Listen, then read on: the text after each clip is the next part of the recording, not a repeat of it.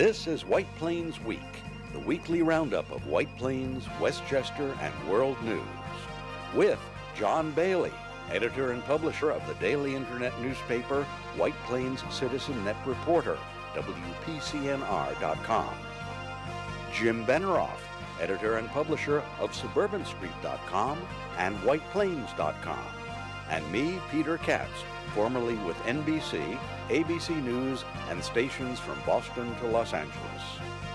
White Plains Week, what's happening, who are the newsmakers, what's in store for the future.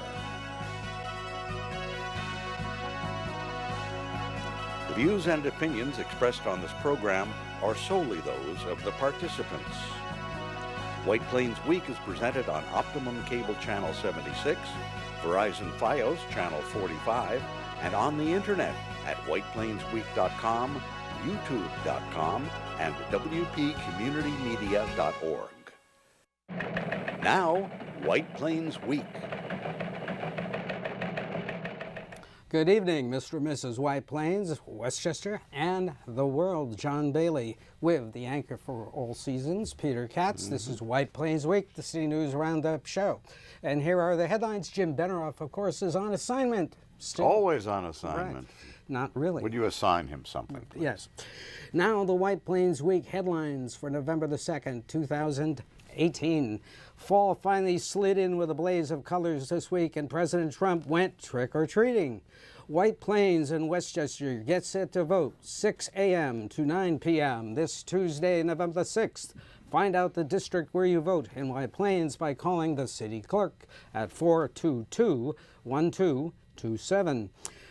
Tonight, White Plains Week previews the ballot you'll be looking at in White Plains, New York, USA. Both White Plains State Senate seats are uncontested, by the way.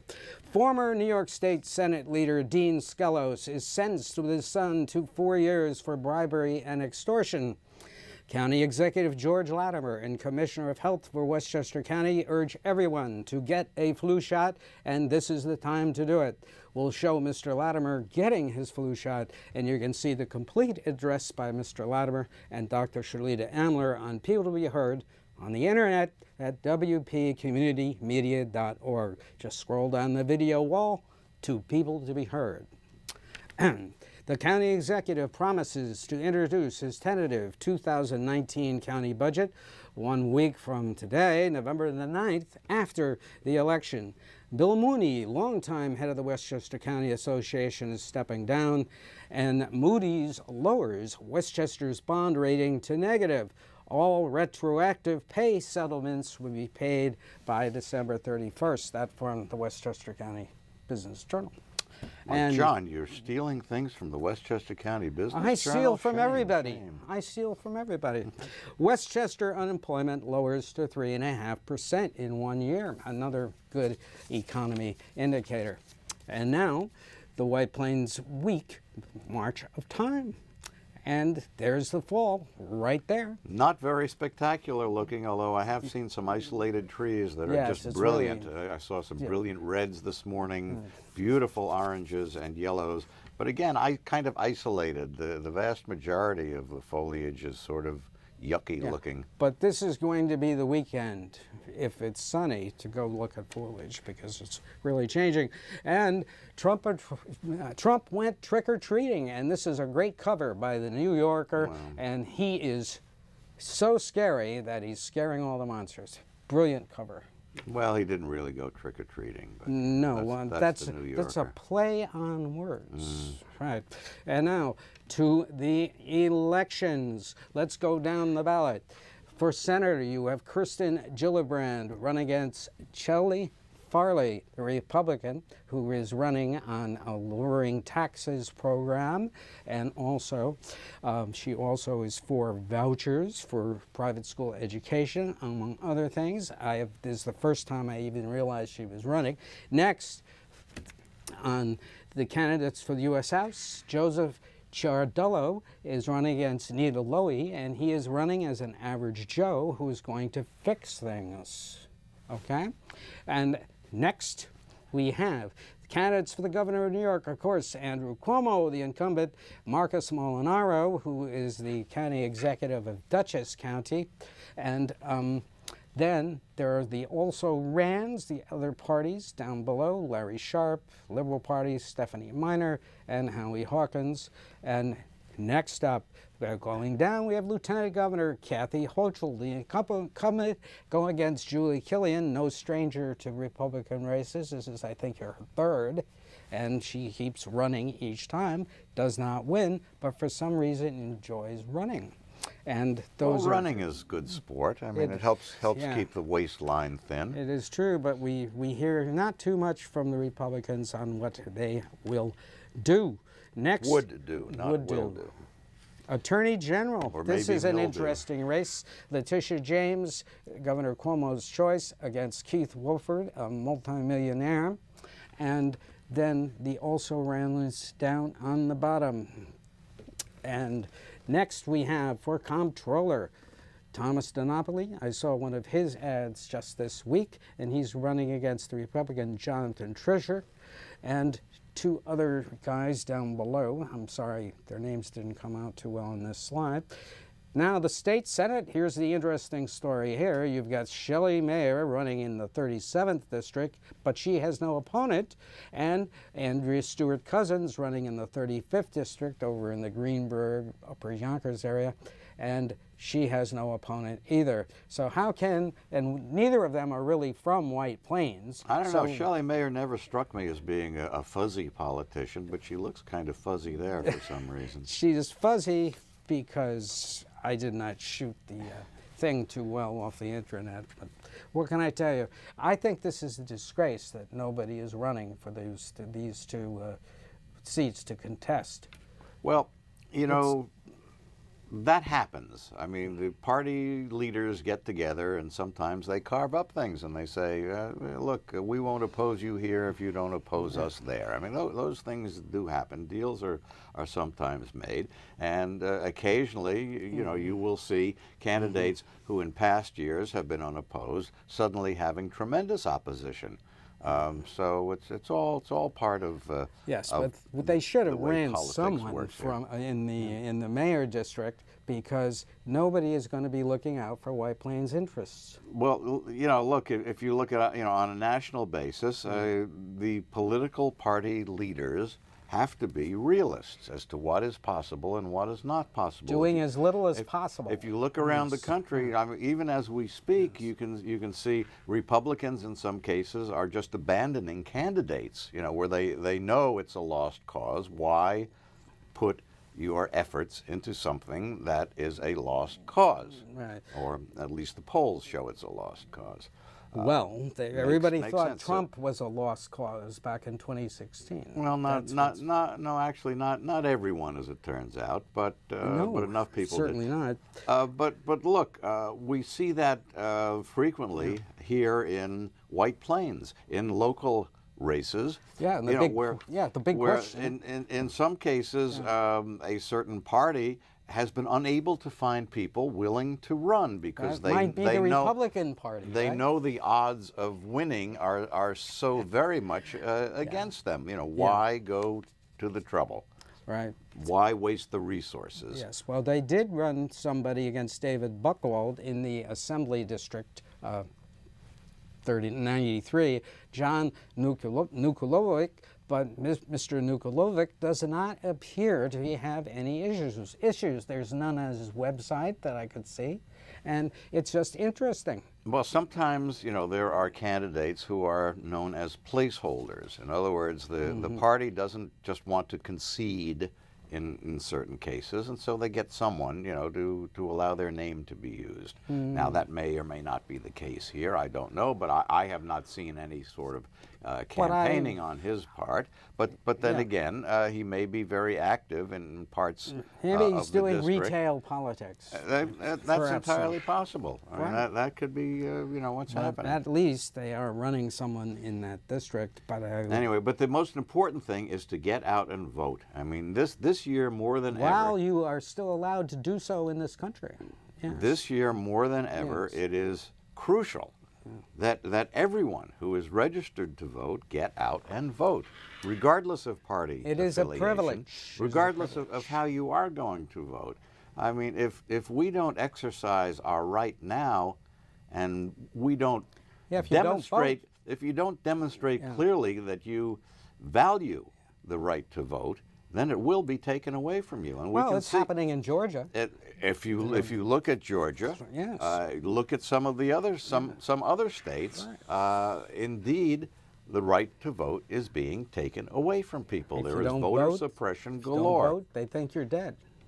That's right. Actually, there were dead people in Chicago who used to vote. Yes. But that's another story. Right. But so, at this point, we really have to mention the big story of the week, and of course that was the horrible shootings in Pittsburgh. It was a massacre. It happened last Saturday. It happened at a synagogue, Tree of Life Synagogue. And the amazing thing is that it came on the heels of another very scary national incident in which there was what amounts to a mass assassination attempt against at least 14 prominent individuals, including former presidents of the United States. And as we're recording this show, there's a possibility that there really was a 15th attempt. That has still not been confirmed to my satisfaction anyway, although you hear reports that there was a 15th package bomb discovered. And this really is a situation which has sent shockwaves through our society, through our culture. And it makes the election coming up Tuesday even more important. Okay, so what happened with the package bomb story? As of this morning, there is a new development in that a letter sent to the judge who's hearing the case of Cesar Sayoc, the man who is alleged to have done the bomb packages, claims that he started planning his attacks back in July. Now, this letter was sent to Judge Edwin Torres by the prosecutors in the case, and they urge that the suspect not be released on bail before he is put on trial. Robert Bowers, the man who was arrested for the mass murder at the Tree of Life Synagogue in Pittsburgh, has pleaded not guilty. This was yesterday, and he also demanded a jury trial. Now, following the October 27th deadliest assault on the Jewish community in U.S. history, this past Tuesday, there was an interfaith prayer vigil at Central Synagogue in New York City. And there actually was a service held right here in Westchester at Kol Ami this week in honor of those victims. Now, in New York City, Rabbi Angela Buchdahl and other interfaith leaders, including Cardinal Dolan, Reverend Amy Butler, pastor, several rabbis, and Governor Cuomo spoke. Now, Cuomo spoke having directed that all flags on state government buildings be flown at half-staff until sunset this coming Sunday, November 4th, we're recording the show Friday, in honor of the 11 victims at the Tree of Life Synagogue in Pittsburgh, and the 2 at a supermarket. They were shot at a supermarket in Jeffersontown, Kentucky. We mourn and we embrace the families of the 11 victims in Pittsburgh and grieve with them. We mourn and grieve for the African American community in Kentucky, and we suffer with those who endured the anxiety and threats of mail bombs last week.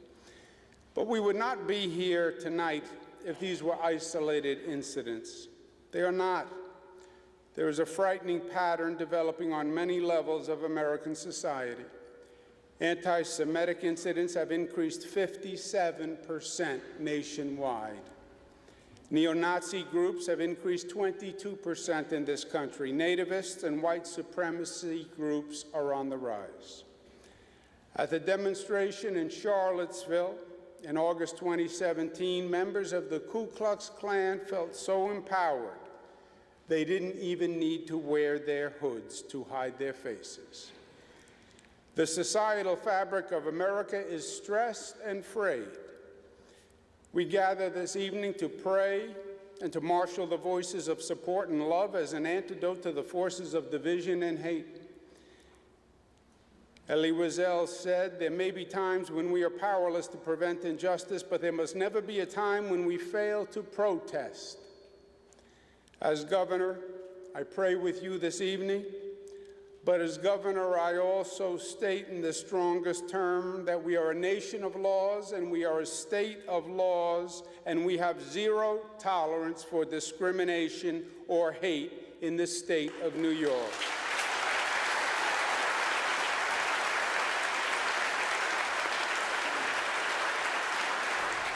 You know, John, every so often you hear eloquence from a politician. That was one of them. That was one. That was one of them. And we turn now to a local issue, and that is flu. Now is the time to get your flu shots. I've gotten my shot. Did you get yours, John? I did. In fact, I got it right here at the Westchester County Health Department, 134 Court Street, when George Latimer, the county executive, had got his flu shot right here. That is Dr. Amler. That'll teach you to go cover a news story. You end up with people sticking needles in your arm. Well, I thought it was a good opportunity to do so. And George Latimer said it did not hurt, but it spares a lot of hurt later should you get the flu. It was, there it is. Right, you saw it, and look, it doesn't even hurt. You know, didn't even flinch. There are people who enjoy seeing politicians have needles stuck into them. Yes. And then afterwards, I interviewed Dr. Amler on the adenovirus, which happened in New Jersey at a Dr. Amler, I wonder if you could address the adenovirus that we have just heard about affecting New Jersey. What can you tell us about it? Well, adenovirus is a respiratory virus, and again, like influenza, you know, it is spread through respiratory secretions. Very important that people wash their hands, that people who are sick, you know, are kept away from those who are not ill. And so I think, you know, unfortunately there's not a vaccine, and it's supportive care. There is no, you know, there is no drug to give. You just have to support the individuals, but primarily it causes respiratory symptoms. I see. How does this disease progress? Is it possibly fatal? Yes. I mean, it's a respiratory condition. Yeah. So if you have individuals who are immunologically compromised, it's much more difficult for their body to fight the virus off. And there is no idea yet as to how this got into Jersey. Yeah, I really can't speak to what happened in New Jersey because I wasn't involved in the investigation, so I really can't speak to that. What is the progress on this affliction, as you know it now? Well, you know, I don't know what they're doing there. I mean, as I said, right now, unfortunately, there's no vaccine, and there's really no treatment. And no cases in Westchester? No. I see. But no idea how it got into there. I really don't know. So the point is, get your flu shot. There's still time for it to be effective. Right, thanks. And Dr. Amler also commented on the measles outbreak in Rockland, and she said that was completely preventable because all you have to do is get a vaccination. There is no excuse for not vaccinating against measles, and this is really important to realize. And then measles can be fatal. Yes, it can. And it's totally preventable. Now, there was another very intriguing event this week. Restaurant Week. Yeah, Restaurant Week. Good food. You can find it all around the Hudson Valley. And Hudson Valley Restaurant Week actually is 2 weeks, running October 29th through November 11th. Participating restaurants are offering fixed-price lunches and dinners. at fairly low prices, I might add. And to kick it off this week, the County Office of Tourism put together an event at the Freebird Kitchen and Bar, which is at 161 Mamaroneck Avenue here in White Plains. Now, Freebird features Southern-style home cooking and craft beers and small batch whiskey, among other things. And Caitlin Fusco and her husband are the proprietors. Being from the Hudson Valley, I've always been a huge believer in supporting our local businesses. This is our first time participating in Restaurant Week, and we know what a tremendous opportunity it gives us. And Hudson Valley restaurants, farms, distilleries, breweries, purveyors to showcase their talents. Hudson Valley Restaurant Week helps raise awareness to the quality of local products and small businesses throughout the Hudson Valley.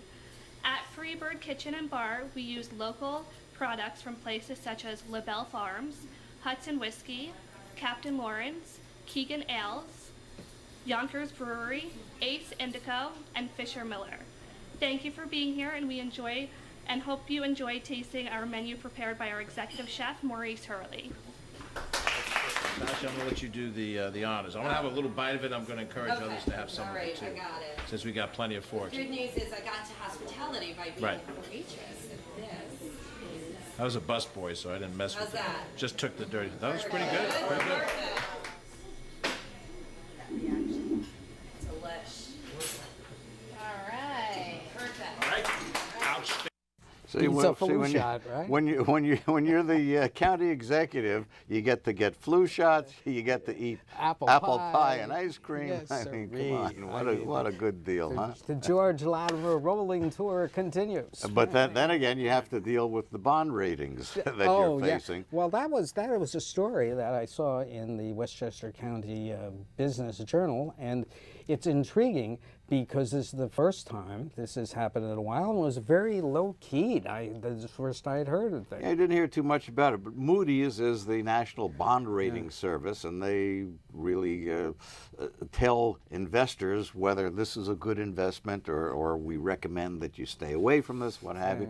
But so for the first time in my recent memory, they put a negative rating on Westchester County bonds. Now, this what this generally means is that if your Moody's rating goes down, in order to attract investors, you have to raise the return on the investment. So it ends up costing you more when you go to float bonds because you have to pay a bit more on But that. of course, when the budget gets completely balanced at the end of the year and the economy continues to roll, we'll be probably back right up there at AAA. Right, now we did say that we can expect to get a look at the new county budget on the 9th. After the election? Yes, after the election. My feeling would be it would be such a refreshing thing if it was put out 2 weeks before the election.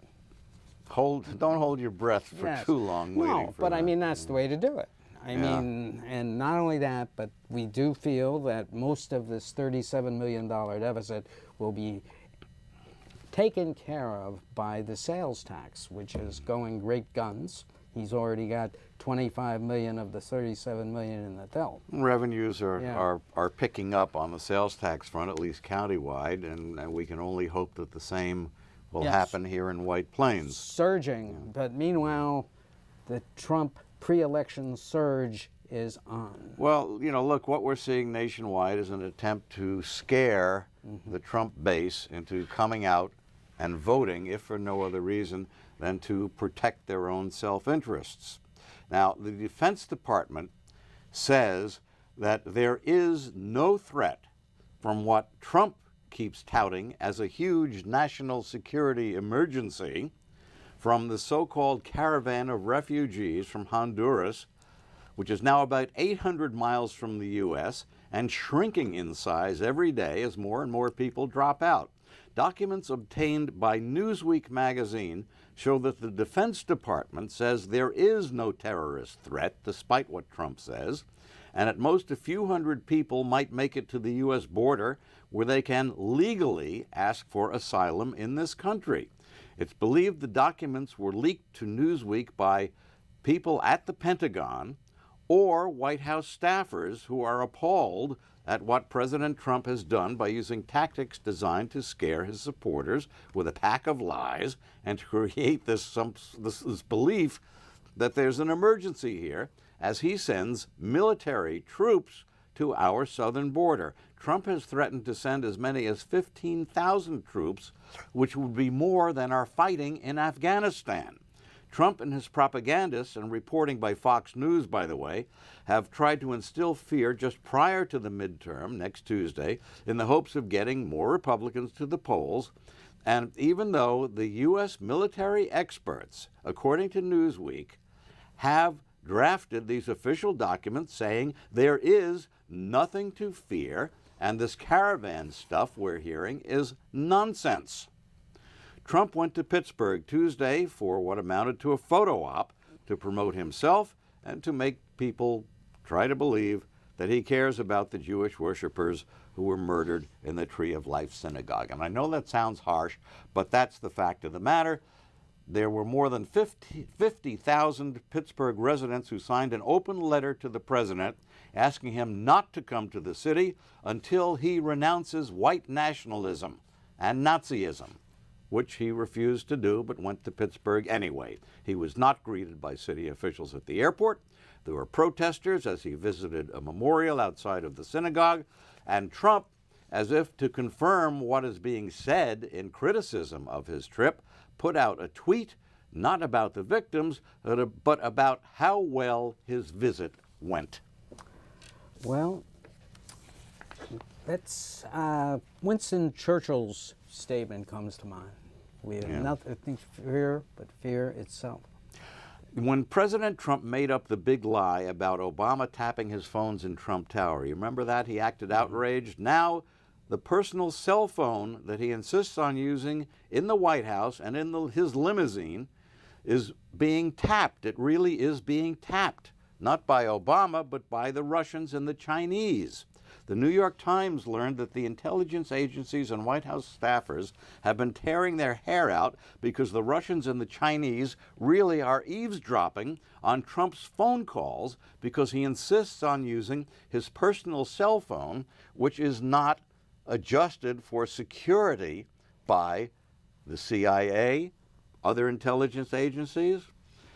He has two other phones which have been secured by these spy agencies, but he doesn't use those. Yeah. Okay? Saudi Arabia has now come up with 5 different explanations about the disappearance of Washington Post journalist Jamal Khashoggi at the Saudi embassy in Istanbul, Turkey, the latest one being that he was indeed murdered. And so the Saudis are now being told, produce his body so we can see what went on. Yes. Well, apparently, didn't they supposedly find parts of him in the garden behind the embassy? I haven't heard that. No, I had read it. It was interesting, but well, you have to. That's really poor because that's really bad. You don't bury it in the backyard. Oh my good grief! But now, get out and vote. That's true, but. We want to say so long to Bill Mooney of the Westchester County Association. Well, not yet. I mean, he's still around, but he's retiring, and it won't be for a while. It's right, but anyway, he's led them for a long time, made them an economic lobbying force in the county, and they will miss him. John Bailey, Peter Katz for Jim Beneroff. Good night for White Plains Week. This has been White Plains Week. News and commentary about White Plains, Westchester, and the world. The views and opinions expressed on this program were solely those of the participants.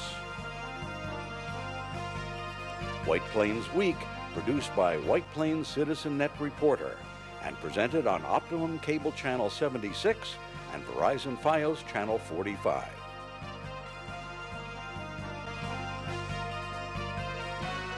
You may view White Plains Week anytime on the internet at whiteplainsweek.com, youtube.com, and wpcommunitymedia.org.